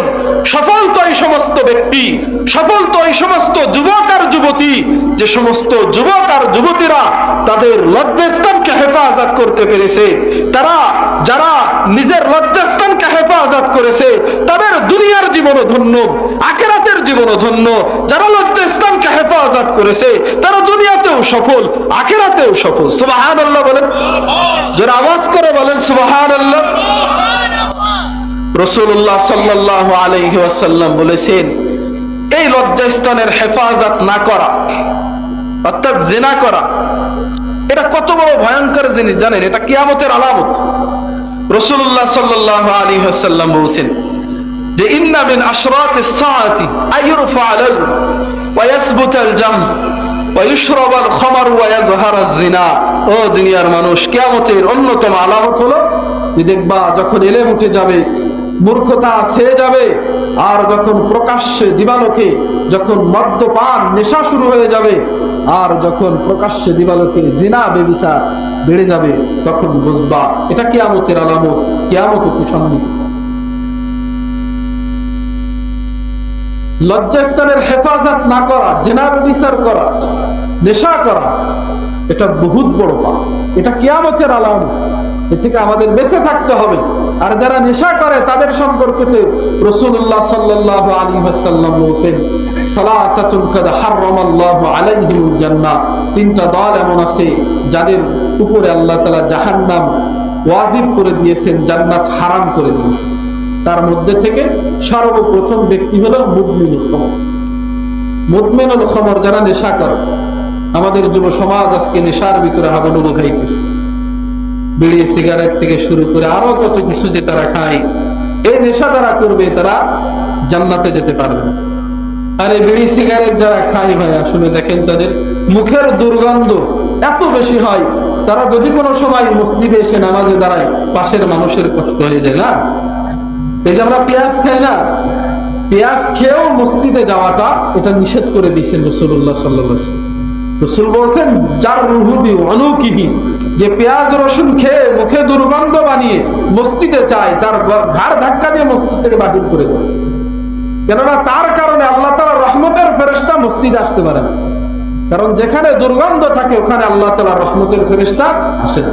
কিন্তু আমরা যারা নেশা করি, তার মুখে দুর্গন্ধ থাকে না ভাই? এমনও অপমান তারা হয় যে যারা বিবাহ করার পরেও যারা নেশা করে, মুখে দুর্গন্ধ বানায়, স্ত্রীর গালে চুমা দেয় কি করে বলে? ছোট বাচ্চা, তাকে একটা দেখলে মানুষ চুমা দিতে যায় না? ছোট বাচ্চাও তো মুখে দুর্গন্ধ নিতে পারে, চুমা দিতে গেছে একটা থাপ্পড় মারছে, তবুও এই নেশা করা বাদ দেয় না। এমনও মানুষ আছে। আমি একটা মাদ্রাসাতে পড়ালেখা করতাম, একদিন আসরের নামাজে সামনের কাতারে দাঁড়াইছে এক আল্লাহর বান্দা, সেও নামাজে দাঁড়াইছে, সিজদাতে গিয়েছে, আর ওই পকেট থেকে সে বিড়ি মসজিদের ভিতরে গড়াই দিয়েছে। এমন আল্লাহর বান্দা আছে না? নেশা কত বড় জাহেল, কি বলবো, নেশা করবি কর, তাই বলে মসজিদেও নিয়ে যাইতে হবে সাথে। নামাজ শেষ হওয়ার পরে আমি এটা হাতে নিয়েছি, নিয়ে গেছি, এই জিনিসটা কার, হারিয়ে গেছে কার আমি জানি। ওই কোনো কথা নাই, আল্লাহর বান্দা চুপি চুপি চলে আসছে। এই জন্য ভাই নেশা করা যাবে না। এমনও লোক আছে নেশা করতে করতে এমন অবস্থা হয়েছে, আমি একবার তবলিগে গেছিলাম, তবলিগে যাওয়ার পরে তবলিগের আমির সাহেব, মানে নেশাটা আর কি, তো মাসওয়ারা হচ্ছে এসার সময়, এসার পরে তা একজন বলতেছে যে হুজুর আমার একটু পান খাইতে যাইতো। আমি বলছি এখন তো খানার মোজাকারা হচ্ছে, একটু পরেই তো খানা খাবো, আপনি মাসওয়ারা শেষ করে যান। কয় না, আমি রাত্রে খানা খাবো না, খানা খাইতে দেওয়া লাগবে না, কিন্তু আর পান খাইতে দেওয়া লাগবে। মানে তাসাদ্দুক করা যাবে না, অতিরঞ্জিত করা যাবে না, কেমন? আর নেশা থেকে আমাদের দূরে থাকতে হবে যদি আমরা জাহান্নাম থেকে বাঁচতে চাই, জান্নাতে যেতে চাই। কারণ রাসূল বলেছেন যে নেশা থেকে বেঁচে থাকে না মুদমিনুল খামর, যে ব্যক্তি নেশা করে, সালাসাতুন কাদ হারামাল্লাহু আলাইহিমুল জান্নাহ, এই নেশাখোরদের উপর আল্লাহ তাআলা জান্নাত হারাম করে দিয়েছেন, সে জান্নাতে যাইতেই পারবে না। কত বড় সত্য কথা। এজন্য আমরা এই বিড়ি সিগারেট থেকে শুরু করে যা কিছু আছে সব কিছু থেকে বেঁচে থাকবো ইনশাআল্লাহ। আর যারা নেশা করে, যারা শরাব খায়, তাদের উপর থেকে তো যখন মানুষ জেনা করে, যখন নেশা করে, তখন রাসূল বলেছেন তাদের থেকে আল্লাহ তাআলা ঈমান উঠিয়ে নেয়। এক হাদিসে রাসূল সাল্লাল্লাহু আলাইহি ওয়াসাল্লাম বলেছেন, মান জানা আও শারিবাল খামর নাযা আল্লাহু মিনহুল ঈমান। যখন মানুষ নেশা করে, যখন মানুষ জিনা করে, তখন আল্লাহ তাআলা, সে যদি ঈমানদার হয়ে থাকে, ঈমান আসমানে উঠিয়ে নেয়। কেমন? কামা ইয়াখলাউল ইনসানুল কামিসা মির রাসিহি, যেমন মানুষ, আমরা যেমন জামা খুলি না, মাথা থেকে জামা খুলে ফেলি না, জুব্বা খুলে ফেলি না, এই রকম আল্লাহ রাসূল সাল্লাল্লাহু আলাইহি ওয়াসাল্লাম উপমা দিয়েছেন, যেমন তোমরা তোমাদের জামা খুলে ফেলো মাথা দিয়ে, ঠিক তেমনি ভাবে যখন মানুষ জিনার বিচারে লিপ্ত হয়, যখন মানুষ নেশা করে, তখন তার থেকে আল্লাহ তাআলা ঈমানকে উঠিয়ে নেয়। নাউজুবিল্লাহ বলেন। আর নেশাগ্রস্ত অবস্থায় এবং জিনা করা অবস্থায় সে যদি মারা যায় তখন সে বেঈমান হয়ে মৃত্যুবরণ করে, আর যে বেঈমান হয়ে মৃত্যুবরণ করে সে কোনোদিন কোশ্চেন কালেও আল্লাহর জান্নাতে যেতে পারবে না, সে চিরদিনের জন্য জাহান্নামী হবে। ঠিক কিনা? এজন্য নেশা থেকে বেঁচে থাকতে হবে। এক হাদিসে তো রাসূল সাল্লাল্লাহু আলাইহি ওয়াসাল্লাম বলেছেন যে নেশা থেকে বেঁচে থাকতে হবে, আর এই জিনার বিচার করা যাবে না, লজ্জাস্থানকে হেফাজত করতে হবে।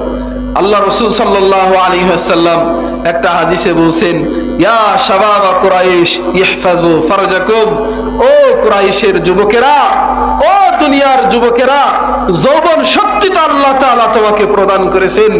এই যৌবনের সময় তুমি যদি তোমার লজ্জাস্থানকে হেফাজত করতে পারো, যদি তোমার লজ্জাস্থানকে হেফাজত করতে পারো, লা তাজনু, আর জিনা ব্যভিচার করিও না, লজ্জাস্থানকে হেফাজত করো আর জিনা ব্যভিচার করিও না।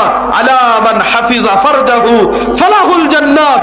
আমি রাসূলুল্লাহ তোমাদেরকে বলতেছি, যে সমস্ত যুবক যুবতী নিজের লজ্জাস্থানকে হেফাজত করতে পারবে, যে সমস্ত যুবক যুবতী জিনা ব্যভিচার থেকে বেঁচে থাকতে পারবে, তাদের জন্য শুনে রাখো, আলা শুনে রাখো, মান হাফিজা ফারজাহু, যে ব্যক্তি তার লজ্জাস্থানকে হেফাজত করে, ফালাহুল জান্নাহ, আল্লাহ বলেন আমি তাকে জান্নাত দিব, আমি তাকে জাহান্নাম থেকে মুক্তি দিব, আমি তাকে জান্নাত দিয়ে দুনিয়াতেও ধন্য করব, আখিরাতেও ধন্য করব। সুবহানাল্লাহ। কত বড় ফজিলতের কথা বলছে। এক হাদিসে রাসূল সাল্লাল্লাহু আলাইহি ওয়াসাল্লাম বলেছেন, মাইয়াজমান লি মা বাইনা লাহইয়াইহি ওয়া মা বাইনা রিজলাইহি আদমান লাহুল জান্নাহ। ও উম্মত, ও যুবকেরা, ও দুনিয়ার মানুষেরা, যদি তোমরা দুইটা জিনিসকে হেফাজত করতে পারো, যদি তোমরা তোমাদের জবানকে হেফাজত করতে পারো, আর জবান হেফাজত, মানুষকে জবান দিয়ে গালি দেওয়া যাবে না, গীবত করা যাবে না, পরনিন্দা করা যাবে না, মানুষের সঙ্গে চগলখুরি করা যাবে না, সত্য বলতে হবে, মানুষের সঙ্গে ভালো ব্যবহার করতে হবে, এই জবান দিয়ে কাউকে কষ্ট দেওয়া যাবে না। ঠিক কি ঠিক না? এই লজ্জাস্থানকে, এই জবানকে যদি হেফাজত করতে পারো, আর ওমা বাইনা রিজলাইহি, আর যদি লজ্জাস্থানকে হেফাজত করো, আদমান লাহুল জান্নাহ, দুইটা জিনিস হেফাজত করবা, জবান, লজ্জাস্থান, আমি রাসূল বলতেছি আমি তোমাকে জাহান্নাম থেকে বাঁচিয়ে জান্নাতের মেহমান বানিয়ে দিব। সুবহানাল্লাহ। যারা আওয়াজ করে বলেন সুবহানাল্লাহ। এজন্য ভাইও আমাদের লজ্জাস্থানকে হেফাজত করতে হবে, আমাদের জবানকে হেফাজত করতে হবে। আল্লাহ তাআলা আমাদের সকলকেই তৌফিক দান করুন, সকলে বলেন আমিন। আর 5 নাম্বার যে গুণ বৈশিষ্ট্য আমাদের অর্জন করতে হবে জান্নাতে যাবার জন্য, রাসূল নিজে সুপারিশ করে আমাদের জান্নাতে পৌঁছায় দিবে। 5 নম্বর দায়িত্ব, ওয়াগুদ্দু আবসারাকুম, আমাদের চক্ষুকে নিম্নগামী করতে হবে। চক্ষু দিয়ে বেগানা নারীকে দেখা যাবে না, হ্যাঁ, অবৈধ কোনো কিছু দেখা যাবে না, হেফাজত করতে হবে আমাদের চক্ষুকে। আল্লাহ তাআলা তো বলেন, কুল লিল মুমিনিনা ইয়াগুদ্দু মিন আবসারিহিম ওয়া ইয়াহফাজু ফুরুজাহুম। ইয়া রাসূলুল্লাহ, আপনি আপনার মুমিন উম্মতদেরকে বলে দিন তারা যেন তাদের চক্ষুকে হেফাজত করে, লজ্জাস্থানকে হেফাজত করে।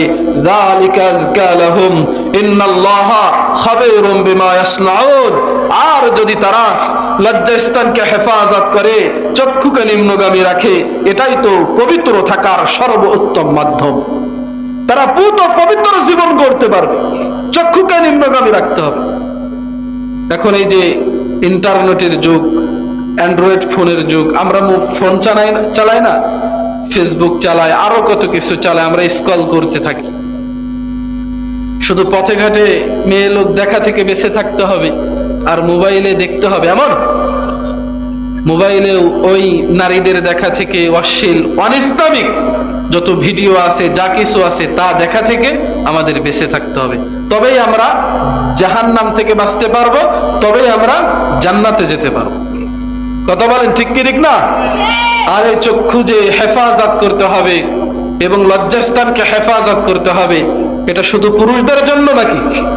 আমাদের মা বোনদের জন্য লজ্জাস্থানকে হেফাজত করতে হবে, চক্ষুকেও হেফাজত করতে হবে। আল্লাহ তাআলা বলেন, ওয়াকুল লিল মুমিনাতি ইয়াগদুদনা মিন আবসারিহিন্না ওয়া ইয়াহফাজনা ফুরুজাহুন্না। আর আপনি মুমিন নারীদেরকে বলে দিন তারাও যেন তাদের চক্ষুকে নিম্নগামী রাখে আর লজ্জাস্থানকে হেফাজত করে। আর এই জিনা ব্যভিচারের বিষয়টা মহিলাদের থেকেও বেশি আগে সদের হয়। মহিলারা যদি রাজি না থাকে পুরুষরা করতে পারে? হ্যাঁ। মা বোনরা যদি পর্দার আড়ালে শুনে থাকেন কথা, আপনাদের জন্য কথা, কারণ আপনাদের জন্য জাহান্নাম আছে, আপনাদের জন্য জান্নাত আছে। আপনারাও যদি এই 6টা গুণ নিজেদের মধ্যে আনতে পারেন তো আপনাদেরকেও আল্লাহ রাসূল সাল্লাল্লাহু আলাইহি ওয়াসাল্লাম সুপারিশ করে জান্নাতে পৌঁছায় দিবেন। কেমন? আর মা বোনদের আলোচনা যেহেতু আসলো, মা বোনদের জন্য 4টা আমল রাসূলুল্লাহ সাল্লাল্লাহু আলাইহি ওয়াসাল্লাম বলেছেন। এই 4টা আমল যদি মা বোন করতে পারে তবে আল্লাহ তাআলা তাদেরকে জান্নাতে যাওয়া সহজ করে দিয়েছেন। আল্লাহ রাসূল সাল্লাল্লাহু আলাইহি ওয়াসাল্লাম বলেছেন, তাদখুল বিআইয়ি আবওয়াবিল জান্নাতি শাআত। 4টা আমল মহিলারা করবে তো তারা জান্নাতের যে কোনো দরওয়াজা দিয়ে জান্নাতে প্রবেশ করতে পারবে। সুবহানাল্লাহ বলে। 1 নাম্বার, আল মারআতু ইযা সাল্লাত খামসাহা, 5 ওয়াক্ত নামাজ তারা বাড়িতে পড়বে। ওয়াসামাত শাহরাহা, সামনে রমজান মাস আসতেছে, এই রমজান মাসের সিয়াম সাধনা পালন করবে। রাসূল তো বলছেন যে রমজান মাসের মধ্যে যারা সিয়াম সাধনা করবে তাদের পিছলা জিন্দেগীর সমস্ত গুনাহ মাফ করে দিবেন যিনি, তিনি কে? মান সামা রমাদানা ঈমানাও ওয়া ইহতিসাবান গুফিরা লাহু মা তাকাদ্দামা মিন যামবি। ও দুনিয়ার মানুষ, আসছে রমজান, এই রমজান যদি পেয়ে যাও, রাসূল তো বলছেন এই যে রজব মাসের আজকে 5 তারিখ, রাসূল এই রজব মাসেই তো আমাদের আমল শিখাইছেন, আল্লাহুম্মা বারিক লানা ফি রজব ওয়া শাবান ওয়া বাল্লিগনা রমাদান।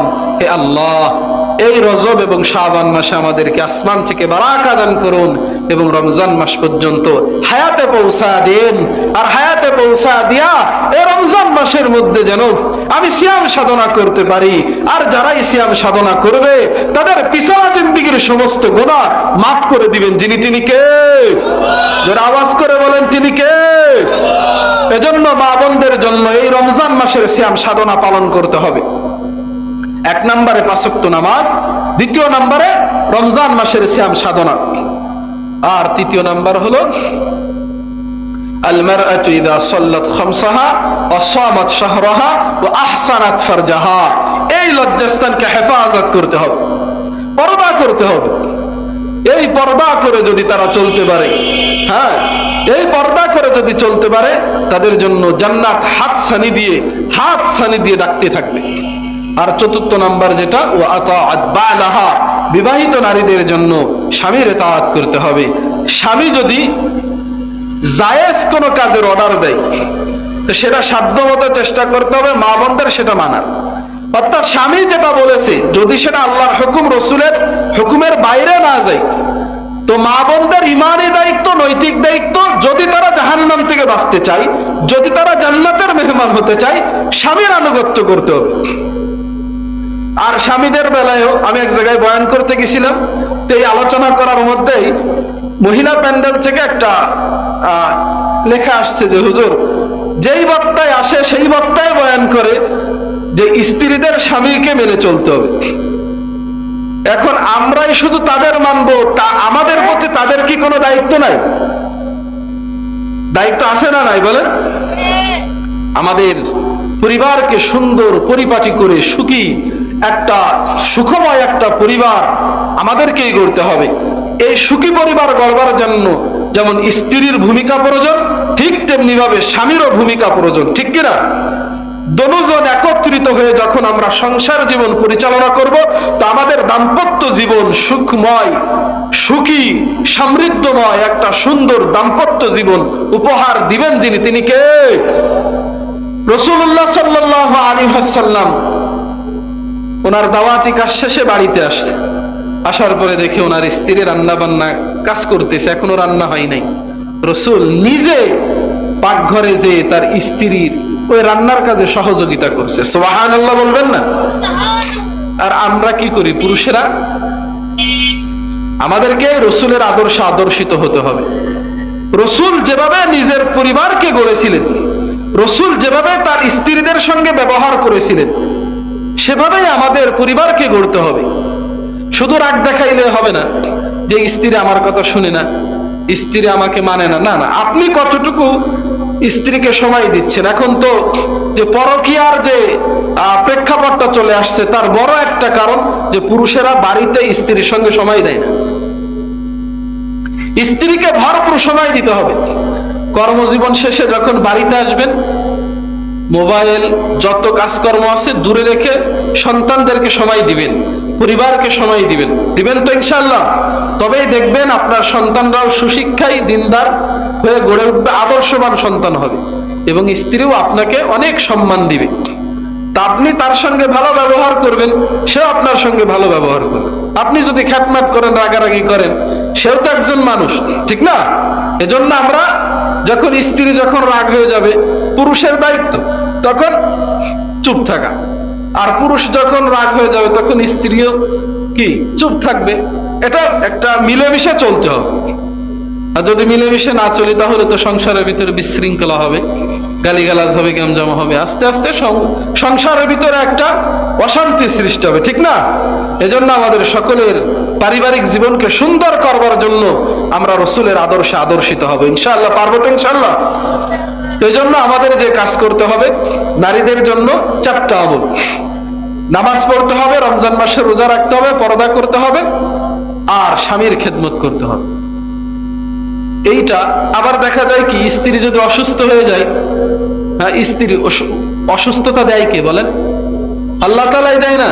তা আমি যদি অসুস্থতা হওয়ার কারণে স্ত্রীর উপরে রাগারাগি করি, এটা আমার জন্য ঠিক হবে বলেন? ঠিক হবে না। সময় স্ত্রী, তখন স্ত্রীকে সেবা করতে হবে, প্রয়োজনে তার যে সেবা করা প্রয়োজন সেটা আমাকে করতে হবে, তার পাশে দাঁড়াইতে হবে। হ্যাঁ, স্ত্রীকে চেনা যায় স্বামীর দরিদ্রতায়। একটা গুরুত্বপূর্ণ একটা কথা, মোস্ট ইম্পর্টেন্ট একটা কথা, যে স্ত্রীকে চেনা যায় স্বামীর দরিদ্রতায়, আর স্বামীকে চেনা যায় স্ত্রীর অসুস্থতায়। স্বামী তার স্ত্রীকে কতটুকু ভালোবাসে, স্ত্রীকে স্বামী হৃদয়ের ভিতরে কতটুকু জায়গা দিছে, এটা চেনা যায়, বোঝা যায় তখন যখন স্ত্রী অসুস্থ হয়ে পড়ে।